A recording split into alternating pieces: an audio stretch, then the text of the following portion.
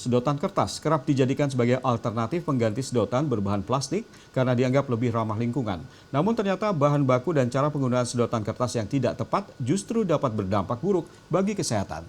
Berikut liputannya.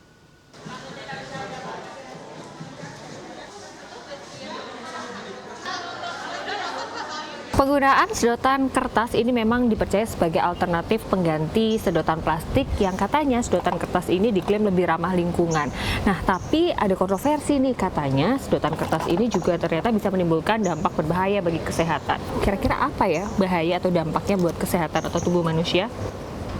Tren minum menggunakan sedotan kertas semula dinilai dapat mengurangi dampak buruk terhadap lingkungan.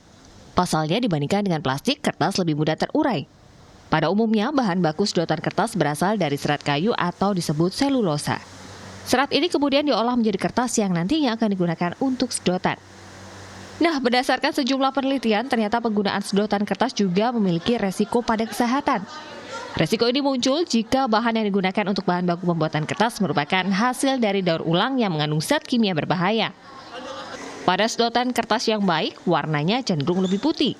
Sementara sedotan kertas yang hasil dari bahan baku kertas yang didaur ulang dengan proses atau bahan berbahaya cenderung lebih kusam. Kita pasti mengambil dari bahan kayu perkebunan. Memang dari awalnya sudah ada perkebunan kayu khusus baik untuk kertas dan lain-lain. Nah, sedangkan yang paling berbahaya itu ketika kita menggunakan sedotan kertas ini yang sudah dicampur ataupun berbahan dasar kertas recycle. Sebagian besar masyarakat mengaku mulai beralih ke sedotan kertas karena memang dianggap lebih ramah lingkungan.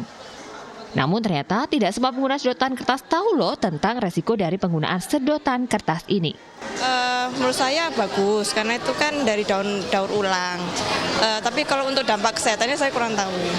Sebenarnya nggak tahu, tapi cuma taunya ramah lingkungan aja. Tapi kalau misal berbahayanya itu masih belum ada berita tentang itu, jadi nggak tahu.